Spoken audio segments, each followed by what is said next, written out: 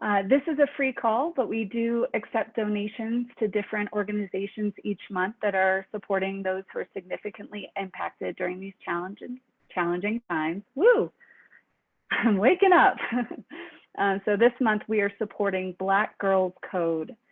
This organization is incredible. They work to increase the number of women in color in the digital space by empowering girls of color from ages 7 to 17 to become innovators in the STEM fields and leaders in their community. And so they're building their exposure to computer science and technology. Their overall vision is to provide African-American youth with the skills to occupy some of the 1.4 million computing job openings that are expected to be available in the US by 2020. So I will put their link, I'll put their link in the chat box so you can donate if you feel so inclined. We would love, even a little bit would help support. So if you have any questions, you can chat with me privately. Otherwise, let's see, John, are you ready? Hey everybody, good morning. Good morning. I'm nursing a ginger back today, so my apologies if I'm wincing while I move. Okay, here's the lesson. Bend at the knees, do not lean forward. Right? This is my great teaching today. Okay. It's good to have our bodies humbled. So good to see all of you. As Nicolette said, this is really something that we are going to continue to do as long as we're, at least here in the U.S., man, we're fucked up. Like it's just it's not going the right way, and it doesn't look like we're going to be allowed back into the real world anytime soon. So we're offering these calls just to support people as stuff comes up, because stuff is coming up for everybody. I wanted to talk today about, I put something on Instagram last night about the unintegrated feminine, and I want to explain what that is. Hold on one second before I do that. Just make sure I'm recording myself because I will forget. There we go. Okay, so I want to talk a little bit about the unintegrated feminine, and I'm I'm writing on leadership, and leadership. I'm writing on leadership for men primarily right now, but this applies to all human beings, however we identify gender-wise. The goal is wholeness. Yes, can we agree on that? The goal is wholeness. The goal is not to be uber masculine or uber feminine, right? The goal is wholeness. From that wholeness, we get filled, because through our wholeness, we're totally connected to that which nourishes us. Consciousness itself, right? And the energy of the cosmos, masculine and feminine, right? Yin and yang. So the goal is for us to cultivate a very profound sense of our masculine, both men and women, or however one identifies, and our feminine. And to do that, oftentimes we have to practice on the extremes, right? We have to practice the poles in order to identify, recognize, right? Amplify and embody, and then integrate our feminine and our masculine. You guys with me so far? This is, psychologists have been talking about this for 100 years, right? The animate, right? And so the goal is wholeness. From that wholeness, we're attuned to the deeper spiritual energetics of life, in the cosmos, in the world, however you want to describe it. And as we tune to those things, we get filled, and from that fullness, we give. That's the whole fucking arc of these teachings, in my opinion, right? So we identify, amplify, and integrate our masculine. The masculine in all of us recognizes consciousness as an infinite, unchanging reality, the source of the part of us that never shifts, never changes, is constantly expanding, constantly there, right? Some people call it the witness. Some people call it God. Some people might call it your soul. Whatever. The part of us that's aware of we are aware. My teacher would call it like the part of us that's aware. You're aware that we're having a conversation, or at least I'm here spouting. You're aware of that, right? There's something that's aware that you're aware. That's your masculine. That's your essential masculine. Now, the more that a human being can take that consciousness and awareness through the body, the more their transmission is masculine. So that's why stillness, width, depth, presence, all of those things are masculine transmissions that can be practiced until we die, amplified and practiced until we die. The feminine in all of us is about feeling, right? So the feeling and the energy, right, that we're cultivating, the capacity to feel all of our emotions, the capacity to feel all of us, the capacity to feel everything in the space we're in. Can you feel behind you? Can you feel above you? Can you feel underneath you? The capacity to feel. Now, there's more that's going into this. I'm oversimplifying for the sake of time, but I just want to drop this concept here that we're really trying to practice. Embodiment's about practicing the poles, the extremes, in order to expand our capacities to be available for relationship, whether that relationship is with another human being or an animal or a place or the world or the moment, right? We're all about that. So these two poles, these two, let's call them tracks, cultivating deeper awareness, cultivating deeper feeling, right? Cultivating our masculine and feminine. And when we do that, we cannot help but be filled. And then we give. So leadership then is our capacity to be aware and feel, right? Every moment. So if I'm aware of the part of this moment that is deep and unchanging, but I'm also aware of the part of this moment that's constantly changing, constantly moving. The more that I'm aware, I'm feeling the field of existence, and I'm tethered to consciousness. So I'm in both of those realms, right? Then I can decide what to do, whether it's and this man or woman, right? Whether it's making love or leading a company or writing a book or parenting a child, because I'm so expanded and dropped in. I'm almost done. Everybody still with me? Okay. Now, each of us, each individual human being has our own unique gift. And oftentimes these gifts are not like some human beings are literally 95% identified with the awareness, stillness, consciousness piece. They are more masculine just how they were born, Some of us are identified much more with the feeling and energy piece, 90%. They were just born that way. They're born more feminine. And again, this is not gender. This is about, there are a lot of men who were born with a lot of feeling capacity. I happen to be one of them.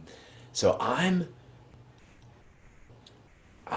probably more along the lines of I rely on about 60% of my feminine feeling, expression, flow of energy, and about 30 to 40% of my masculine to live my life. Right? Now, sometimes I'll sway way into the masculine because that's what the moment is called for, and I have capacity for that because I've been training for 12 years in that capacity. I was not given it as a child. Most of us were not. And if I need to swing into the feminine, I mean, some of you have seen me teach, kind of seen me do my weird shit, right? That I do when I teach, when I'm expressing certain things, because I'm actually, because that's what's needed. Is needed is expression. What's needed is empathy. What's needed is feeling, right?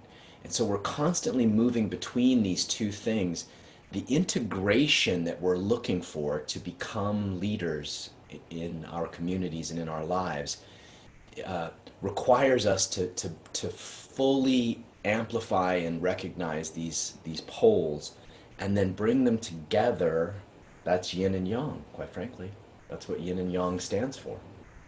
So I want to clarify that because each one of us, and you might think about it like, okay, like there's a lot of women I know that have who rely on incredible masculine capacity to exist in the world, right? Now, I'll just add one last piece here. When we're talking about making love or relational moments, it's often super helpful. In fact, it's helpful is not even the right word.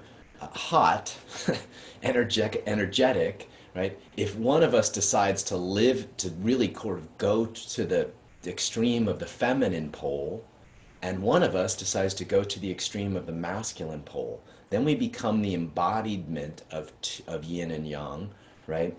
Um, and the union, the sex then benefits from that arc of polarity. That's what sexual polarity is, right? That's what sexual polarity is. So when we're in a sexual moment, and it doesn't have to be penetrative, this can be just making tea or having dinner with each other or walking next to each other. It can be, these moments can be whenever we want. We have that capacity. So I just want to really clearly lay all that out here, that there's not a goal to get more masculine. There's not a goal to get more feminine. There's a goal for all of it to happen so that we can bring it through an integrated body mind into the world as a gift. That's the game I'm playing. Okay. All right. You can ask me any questions on that. You can ask me any questions on anything else happening in your life. I'm probably going to refer you back to what we just talked about because I think it's going to apply to a lot of things that people ask. It has been. But of course, you can bring anything. This hour plus is for you guys. We really just want to be helpful and support y'all. So with that, I will turn it over to Nicolette. She's going to be the mastress of time and space. Okay, thank you. So Marius, you are first. Go ahead and unmute. Hi, everyone. Hi, John. Nice to see Hello. you again. Likewise. Yeah, nice, interesting topic that you are saying today about integrating the feminine. And I kind of do that already. So I do currently practicing my extending my presence and practicing my stillness.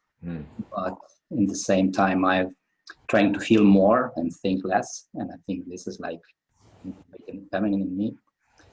But I have a question to you and not regarding to me. So if you were to, so since we are speaking about leadership and let's say masculinity in this topic, if you were to give an advice to your 10 years younger you,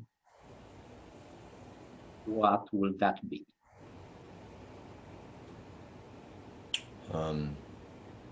Is there a specific topic that I'm talking to me about, to my younger me about? Yeah, about, let's say, leadership and creating more mature masculine. Okay. Okay. So I see this a lot in men. Actually, this what I wrote yesterday was really for men more than women, but it's true in women as well. I did not see yet the post, but I'm Yeah, but it's about the notes on the unintegrated feminine.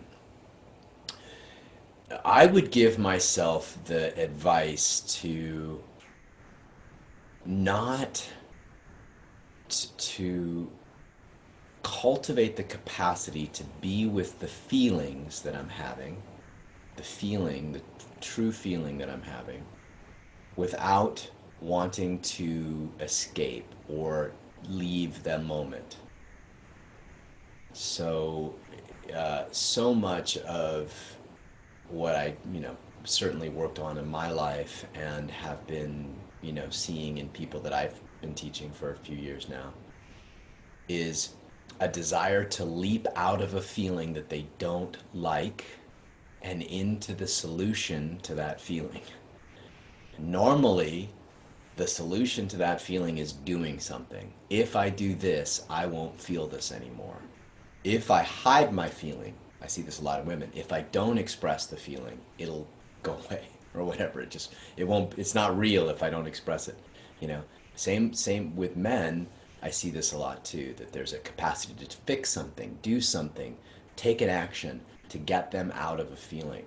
And the nervous system training that we need and the nervous system capacity that we need comes from our ability to be with feeling, deep feeling, fully. So my leadership capacities are expanded the more I stay in the feeling that's most true for me. Most true for me. And I think the other piece of feedback I would give myself, 12 years ago, 10 years ago, would be practice more. Like, just relax into it, man. It's an hour, give yourself at least an hour a day to practice getting in your body, breathing, connecting to love, connecting to consciousness. Practice more. Does that help? Yeah, actually it helps a lot. Okay, good. All right. Thank you, Marius. Thank you. Mm-hmm.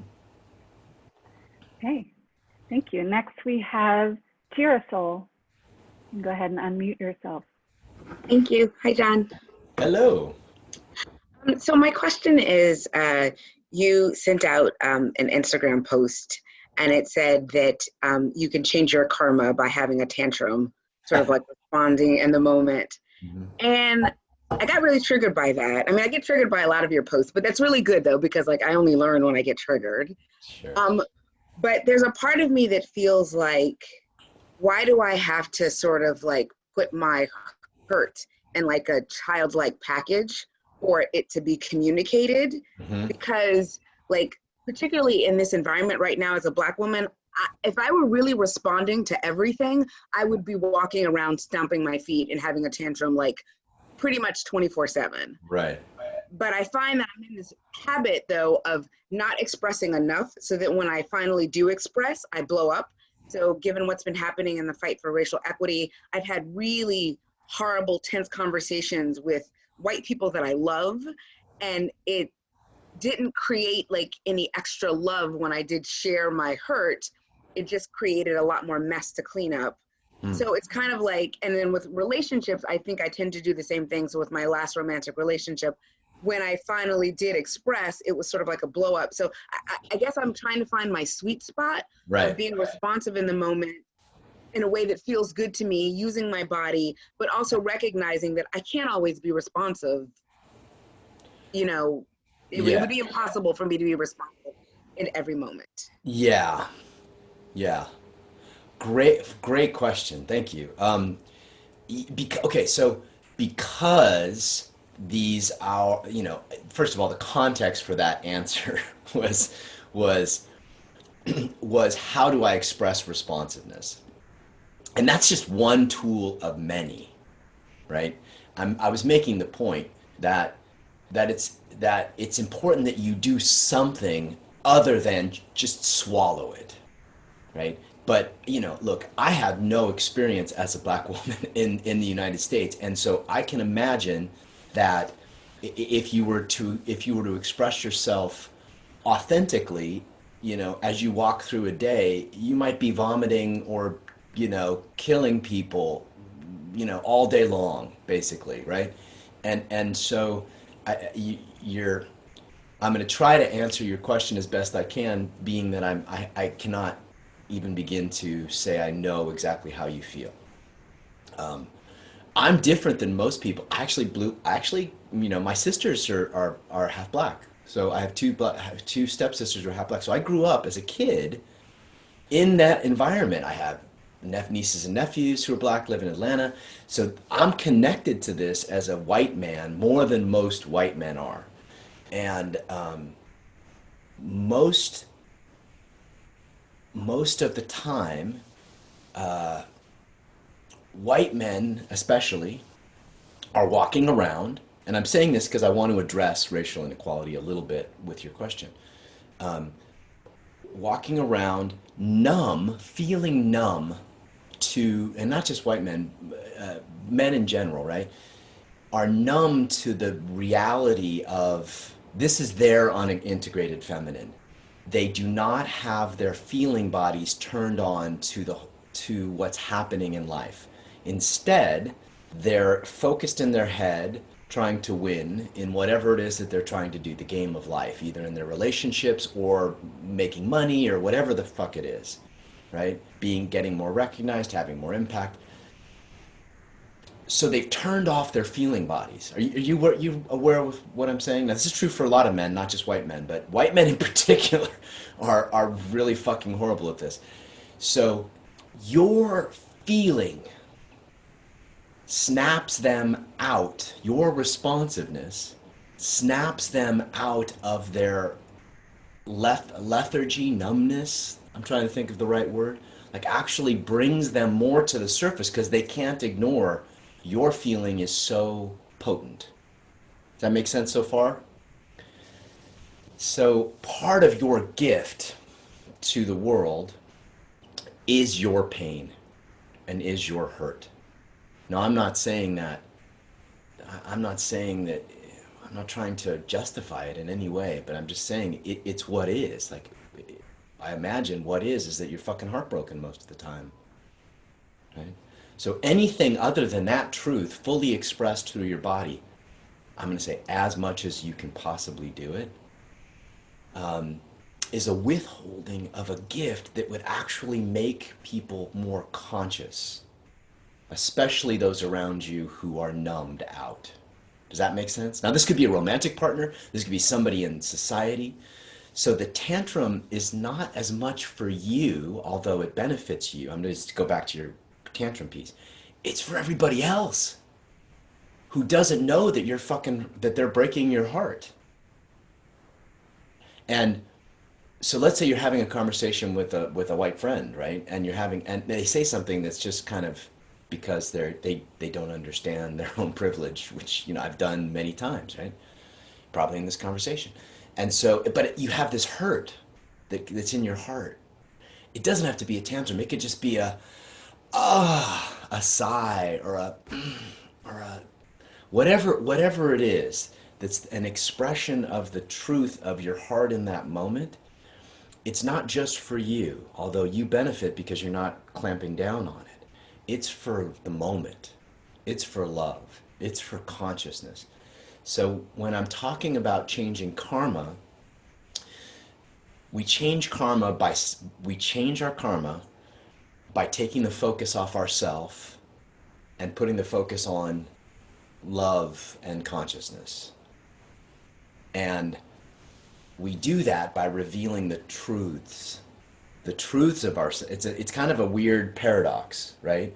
We reveal the truth of ourselves, not so we can get what we want per se, but so that everything is elevated.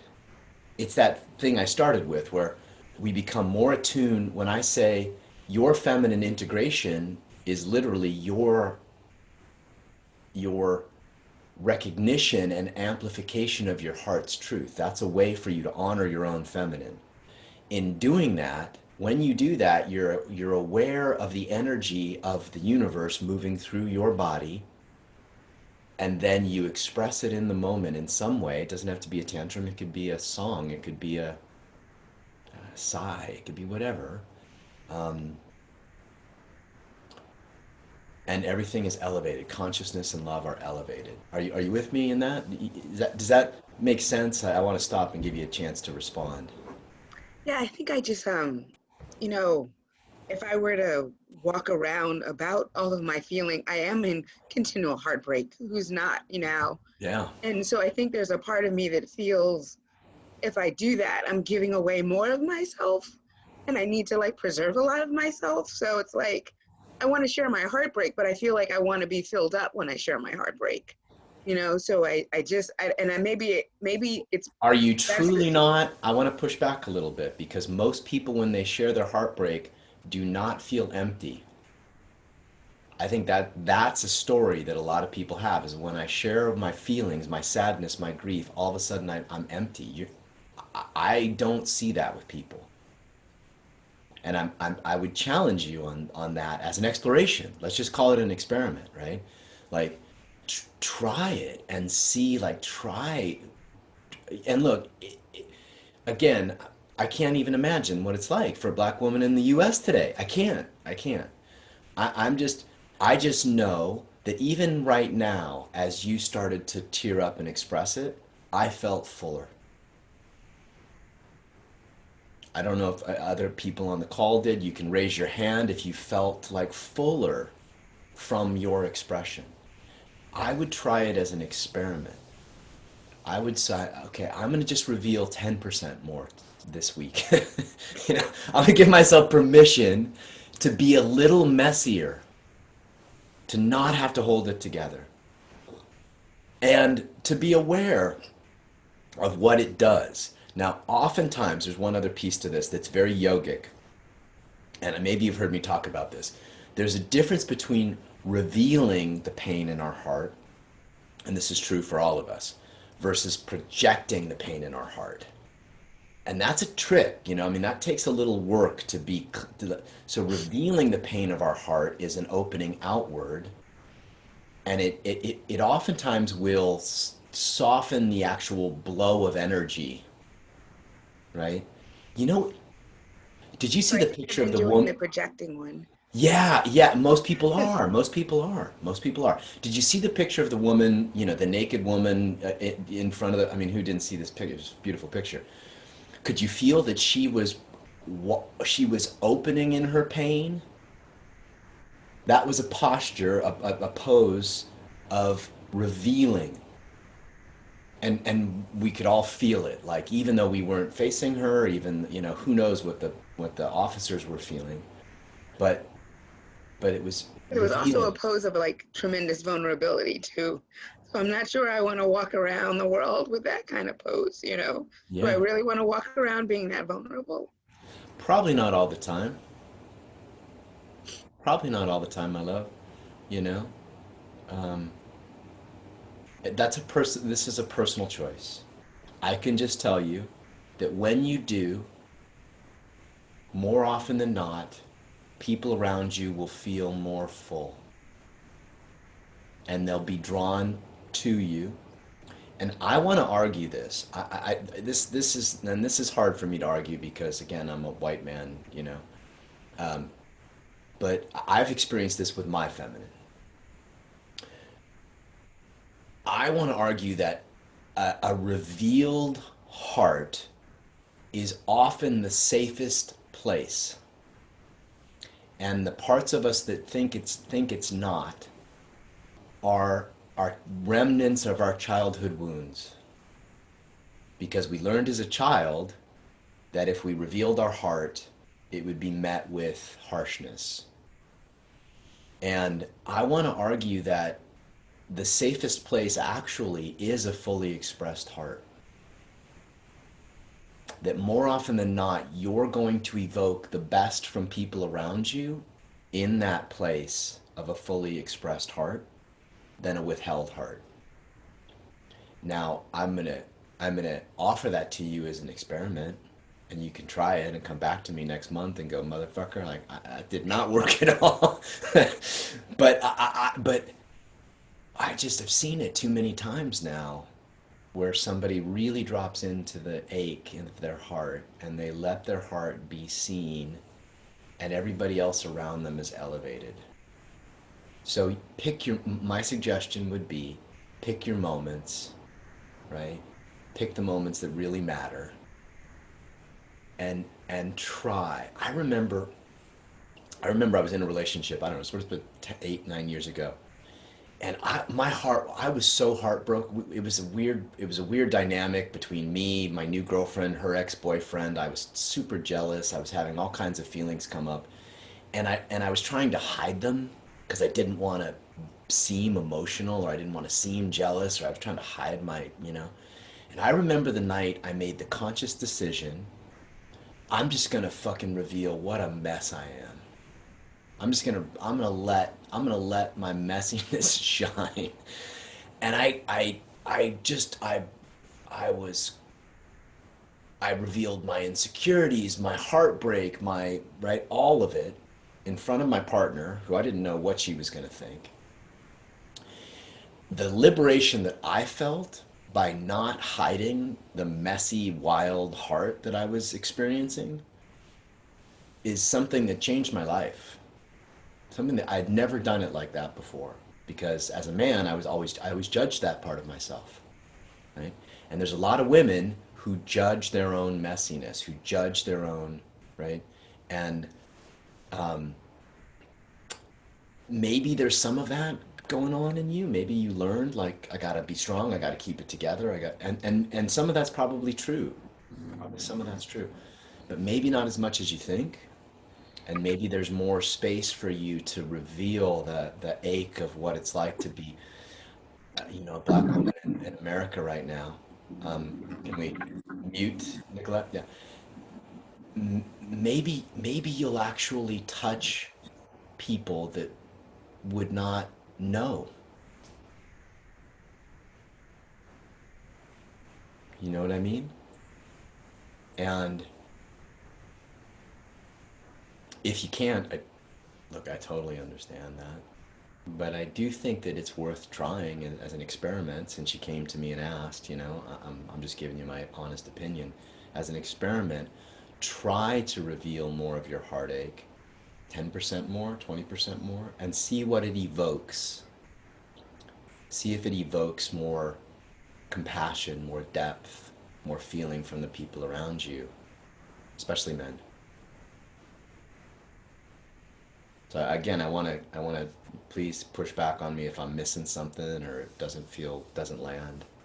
I'll try 10%. Okay, 10%. And then, yeah, please come back and tell me, because I want to know, like, did it help? And this piece of, just for everybody else, this piece of revealing out, it will actually make it more metabolizable for those in front of you. Because the projection, especially if you're chewing on a lifetime of pain, the pain behind the projection blows out people's nervous systems, because they just don't know what to do with that much pain. It's not that they don't want to, it's just like they literally, like, it blows the circuits. So revealing out, which requires it's like your heart blossoming open versus a fire hydrant blasting out. It gives people a chance to be with you more. Does that make sense to everybody else? Yeah. So you're not hiding the truth of your heart, but you're not going to bowl anybody over with it either, unless maybe some moments that's necessary too. Does that give you enough to work with and enough? The tantrum, let me just say one thing for everybody else who saw that video. The tantrum's more about when it's a sexual moment, because that was a relationship, that's a sex and relationship workshop, right? In a sexual moment, a tantrum that's bratty or expressive or playful or even sexy or flirty, that's about taking the truth of your heart and giving it an expression that has that element of sweetness and sexiness, and right, which is for sex, which is for polarity. A lot of the moments you're talking about are not moments for polarity, if you know what I mean. All right, thank you for your question. I really appreciate it. Yeah. Thank you. Yeah.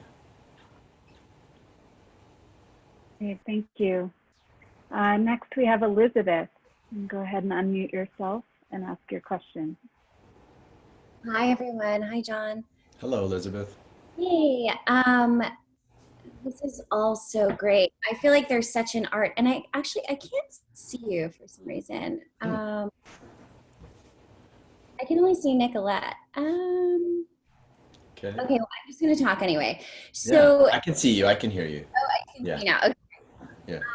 Okay, so this whole revealing out is a great practice for me, I think. I think because I've been projecting. So I just want to ask, I feel like I'm noticing a pattern, and I just want to kind of encapsulate from a masculine perspective, and I want to hear what you have to say around the pattern that I'm seeing is that I'm dating people and they come in very strong and pursuing, and then they leave. Hmm.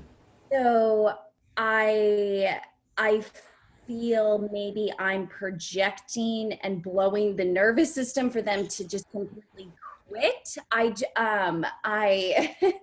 So there's such an art to all of this, and it's kind of like I'm wondering, like, where is the line between like castrating someone versus sharing your heart? And Right. so.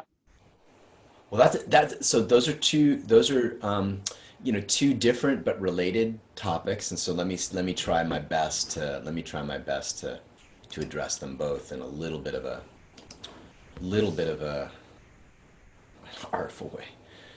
Okay, so the reason why somebody who's masculine, primarily masculine identified, will want to be in a relationship at all is because at all with anybody is because they're being nourished. They're being nourished by by the energy that their partner could provide that they can't generate themselves. Like I was just saying, most men are denser feeling wise. Most men are denser. So when I talk about the unintegrated feminine, I'm talking about men getting like they're really doing the work to turn on and expand their feeling capacity. Right? But most guys who are masculine do not have that. Most guys do not. And that's okay. That's okay. There's a lot of guys who have been working on it and do. Now, if they're truly masculine, and I'm assuming that you're dating guys who are truly masculine, right? Even though they might have a, feminine shell. That if they leave, it's because they're not feeling that energy from you. I just want to be straight, right? So anytime a masculine identified human being decides to end a relationship, it's normally, not always, but normally because they're not feeling the energy, they're not receiving the nourishment they need to go through the trouble of being in relationship, And so, because the masculine's constantly calculating energy resources. How much energy am I going to need to be in a relationship with this other person and still create my purpose in the world, live my, give what I need to give in the world, right? Now, some guys have made a bunch of money and so they have a lot more free time and they've already mastered that piece. So right? Some guys are building their, lots of guys are building their kingdom still. So they're focused on that, I'm focused on my kingdom more than my relationship, and my partner has to do a lot of work around that because it's hard for her, but she loves me because of, you know what I mean? It's one of those weird paradoxes. So if they're leaving, it's just that they're not feeling nourished by it. So I want to leave that as a question for you to ponder, like, does that feel true? Like, can you feel where I'm coming from? Totally. Yeah. Yeah, totally. And so I think my mistake is trying to stay in the omega, and I feel like I haven't been very dependent, and I think I actually need to be more dependent in like a non-codependent way. Does that make Yeah. like I can sense them like this past person, I could sense the resentment of him pulling back. And I guess I withheld my heart, and I wanted to stay omega, and I didn't want to disrupt the masculine. Right. So there's a Well, danger there, I think. yes. So if they're pulling back and it hurts, you got to show them. Yeah. Again, this way, not this way. Yeah. Right? Yeah. Ouch. Ouch. I miss you. Where are you? I miss you. Yeah. Like, and if they can't respond to that, now, at the same time,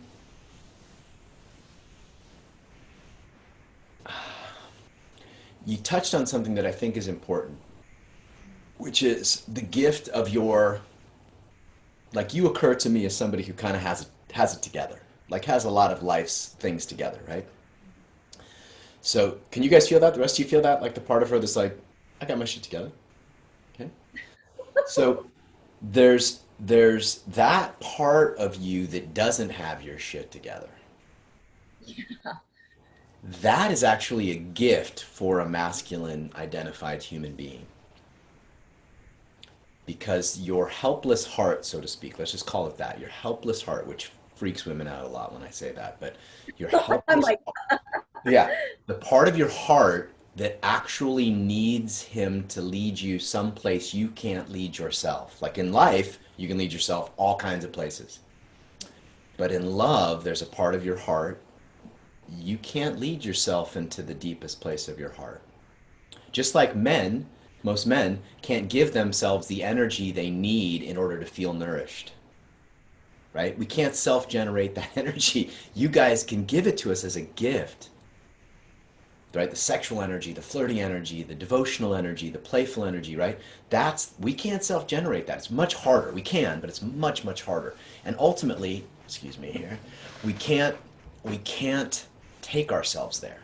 So that's your gift to us, right? Right? My gift to you is to take you someplace deep into your heart that you can't take yourself. But if you're not showing or revealing that part of your heart, I'm gonna be kind of bored. I'll just work. I'll hike, I'll surf, I'll meditate. Why the fuck would I want to bother with relationship, man? Relationship's a ton of work. Why would I want to do that? A lot of men feel that way, even though they aren't quite sure that's what they're feeling, because guys are dense. So we're like, it'll be just like, hey, it's a hassle, or you know what I mean, like, I'm just not, I don't have the time, or I've got to focus on this, or that's kind of what they'll say, but ultimately they're just not feeling nourished. Because if they felt nourished, they would be like, then they would be coming back. Now, some guys are selfish, and some guys are vampiric, and some guys just want to kind of swoop in, suck up your energy, and then go back to work. That's not cool. Yeah. That's not cool. And your revealing of how much that hurts when they do that, and I'm saying this for all the women on the call, because this is a common thing, right? Guys will swoop in, they'll have a deep night with you or a deep experience with you, and then go back to work, right? Because that's ultimately what they're trying to do, is win in the world, right? Okay, I got that fed. There's no aftercare, there's no caring for your heart, there's no like making sure you're okay, that they didn't just leave you in this open, vulnerable place. There's none of that. You guys know, ladies, you know what I'm talking about? Yeah, because men don't realize oftentimes that they're doing that. There's no attention afterwards. And if that happens, you gotta let them know that's not okay. In some form or fashion, and too many women try to play that shit cool. Fuck that is my advice, right? Again, it's my spiritual advice. Fuck that, let them know it hurts. Asshole, you just came in here and and I gave you everything all weekend, and you haven't texted me in 5 days. Fuck you. Don't be a dick. Yeah. Right? And they need that because even good men will just think like, okay, back to purpose. I did the relationship thing. okay, back to purpose. Most of the time guys are thinking that way. It doesn't mean that they don't care for you. It doesn't mean that they don't love you, but lots of guys are just so into building their life that they forget. And if you're just playing it cool, they think you're cool with it. If you're just like, oh, I'm not going to text him because he's busy, blah, blah, blah. I'm not going to like let him know what's going on in my heart because I don't want, right? They think, oh, okay, well, she's cool that I'm back to work and I haven't texted her in 3 days. It's okay with her. You with me? Yeah. Yeah. Okay. All right. Thank you. Yeah, so you're revealing your helpless heart. Like, so let's say you had a deep weekend with somebody and then they didn't text you for 3 days. By Wednesday, you should be texting crying face emojis, you know, whatever it is, like, you know, stabbing, coffin, like what you're revealing your heart in an artful way that you know lets them know, like, ouch, that hurt. It hurts that you just dropped me.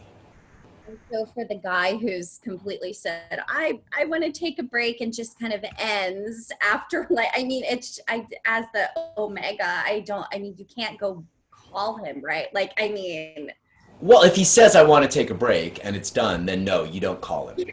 But Yeah. while you're in the dating experience, right, then yeah, you let him know.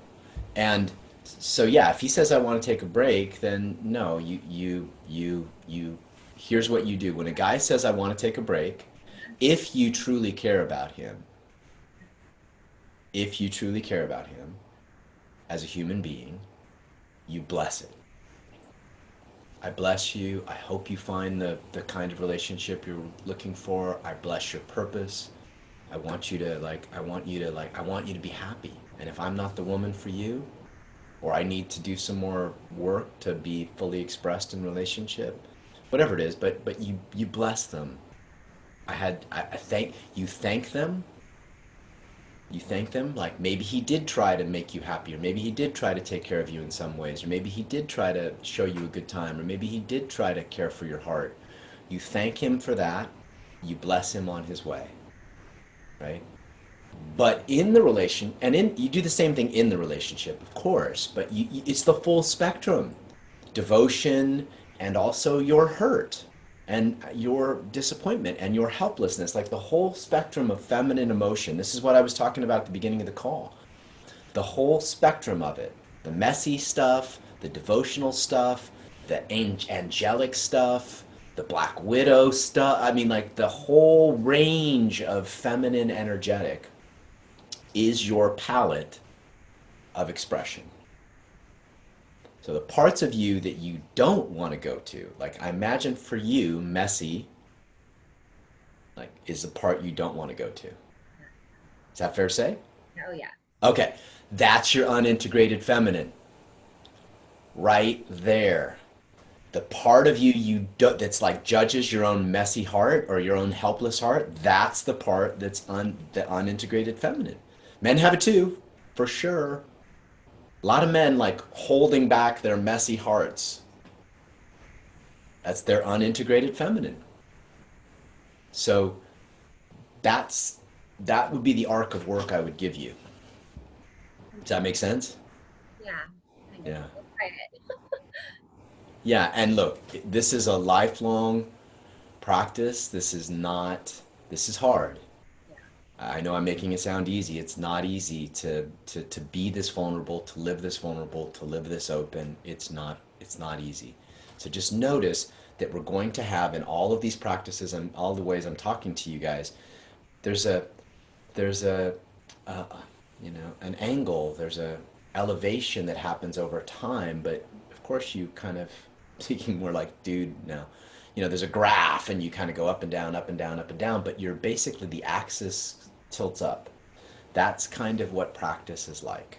That's kind of what opening is like. And then there'll be these moments of like incredible opening, and then you'll close again, but then you'll open more, and then you'll close, and you'll open, you'll close. And no one's going to stay open the whole time. No one's, that's enlightenment. Maybe the Dalai Lama. And I bet he has some shit days too. I bet he closes too sometimes. Thank you, John. Yeah. Oh, let me say one more thing. Be unconditionally, this is to everybody. These parts of yourself that you don't know what to do with, the first step is to be unconditionally friendly to that part of you. So the part of you that's messy, that you like are afraid to show, you have to start by being loving to that part of you. You can't expect others to love it if you're not loving it. So the first step is to be unconditionally friendly. So I would say, is it Girsalis? Is that how I say your name? Yeah, okay. I would say the same thing, being unconditionally friendly to the part of you that just would break down in tears all day long. That's the first step. We've got to be loving and kind to the parts of ourselves that we reject. That's how we start the integration.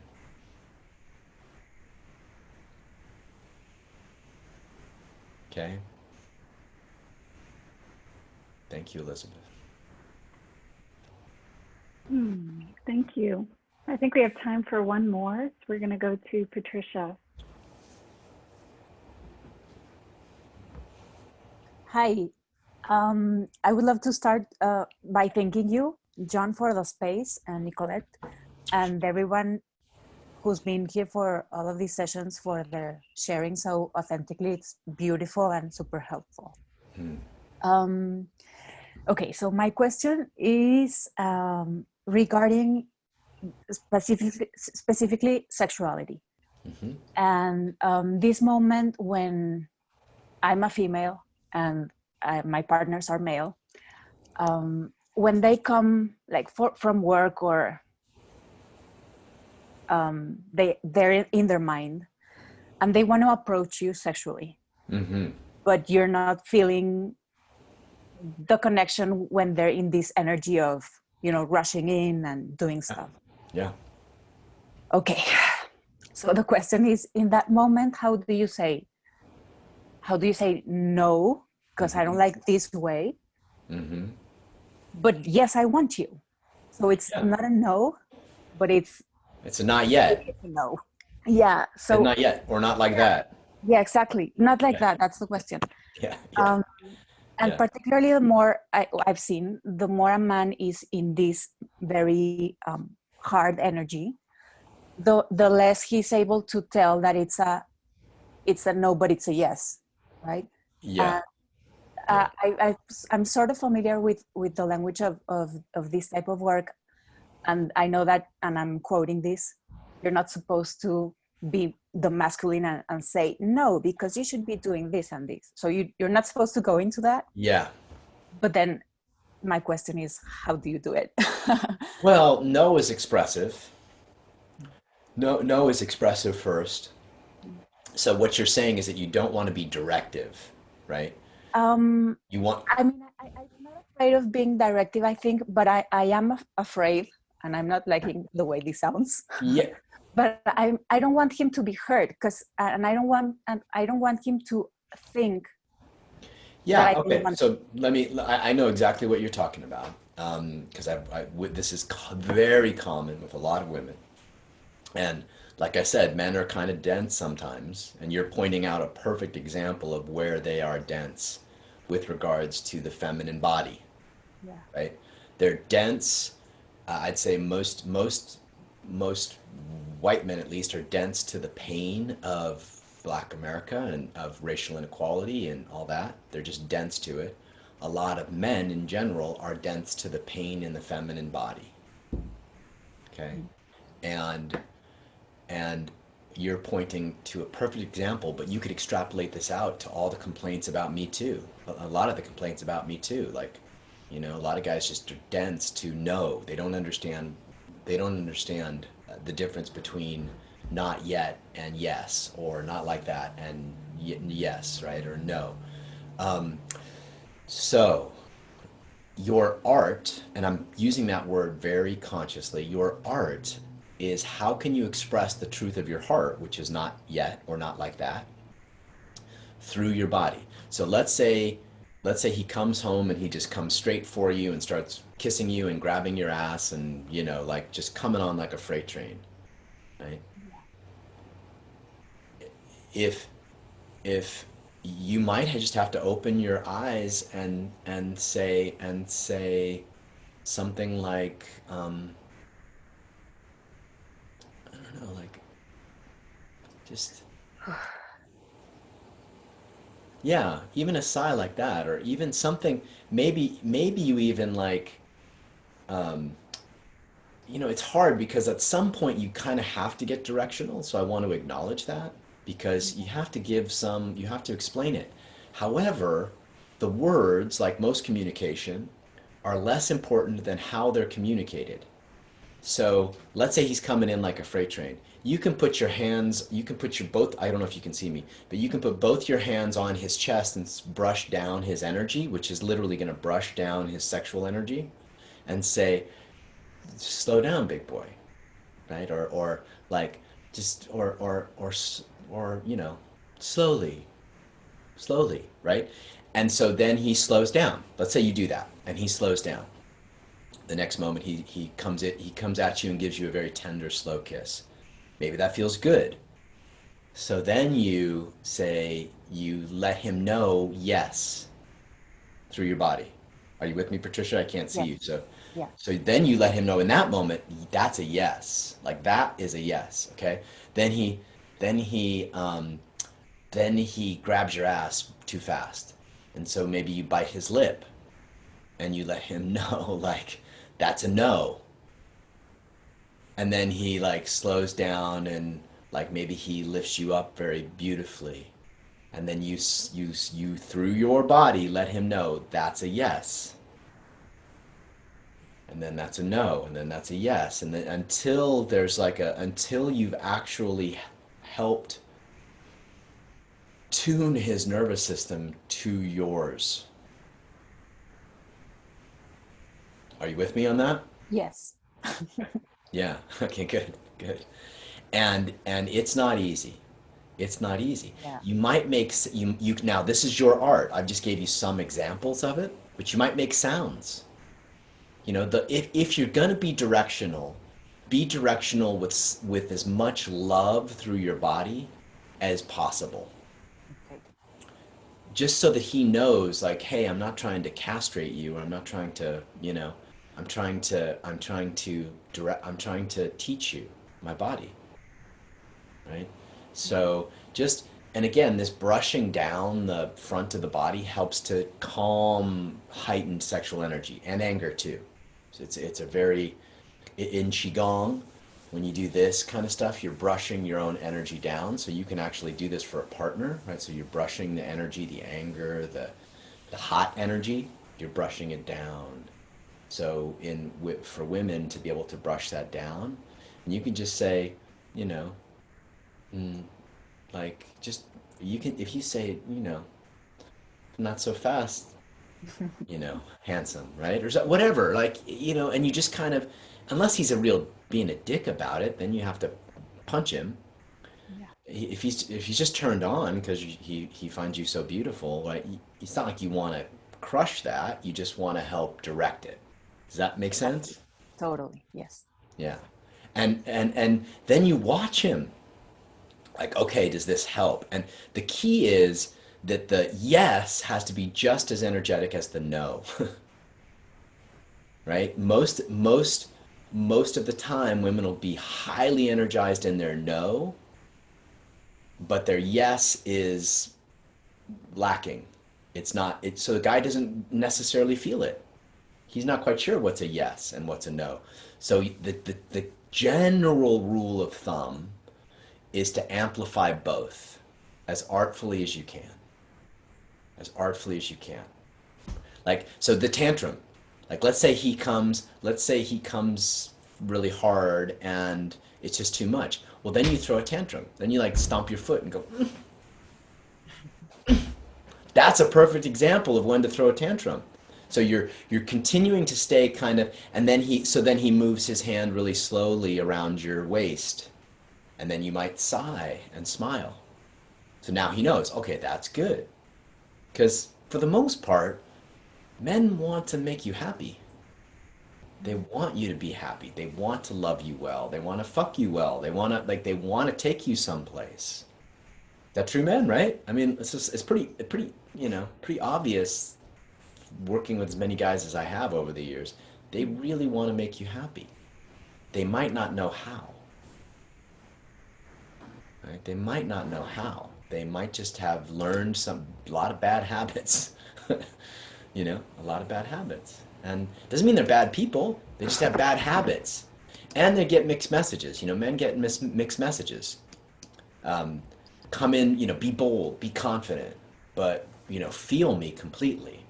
That's hard. That's hard for men. Like, most men are taught by most women want them to be confident. Raise your hand, ladies, if you would want your lover to be confident and bold. Okay, right? Okay, it's most of you.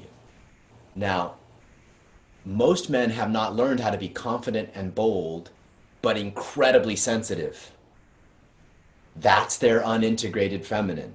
To come back to what I said, their sensitivity, their body sensitivity, their body-mind sensitivity is their feminine. They have not learned that. So you bringing your feminine helps to fill in that moment. That makes sense to y'all? Yes. It helps fill in what's missing in that moment, which is you are the sensitivity. The sensitivity says, too fast for this moment, too fast, right? So the sensitivity says too fast for this moment. Then the awareness of the moment can be, okay, yeah, all right, too fast. Let me slow down. Let me get more sensitive. Does that make sense to the other women too? I just want to make sure that's and then it becomes this ongoing dance of, sensitivity and awareness. And that's what sex should be, a dance of sensitivity and awareness. Between both bodies, moving fluidly between both bodies. Now, some people are all feeling and sensitivity, but no awareness, right? That doesn't work either, right?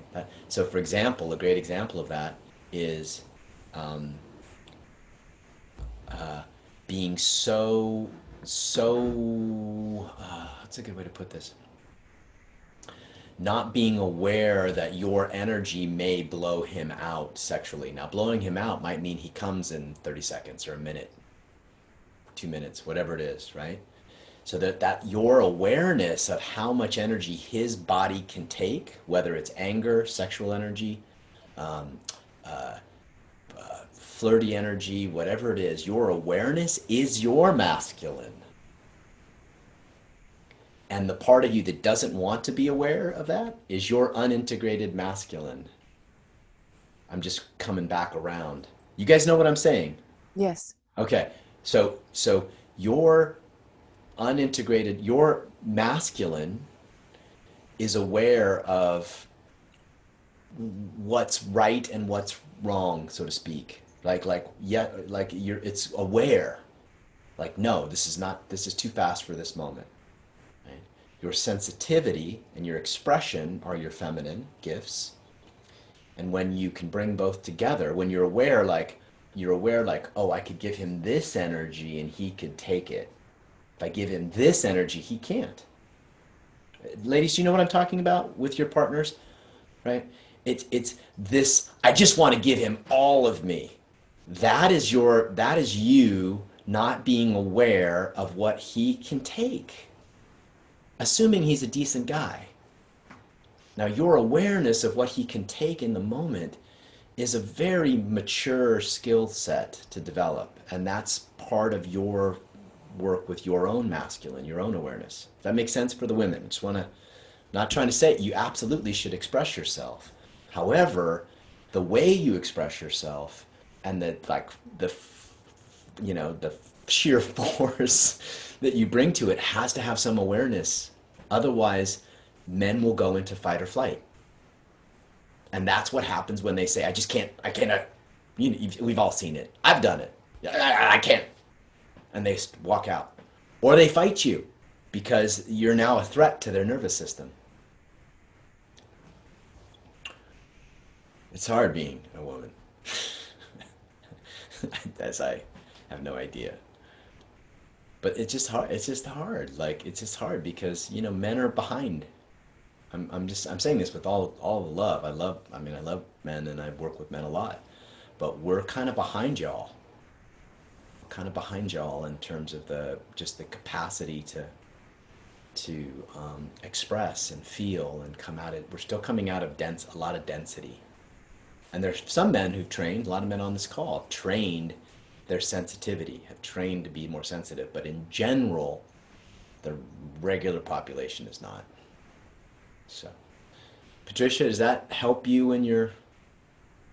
Yes, it helps me a lot. Like I told you, I was familiar with the language of this work, but not a master of it.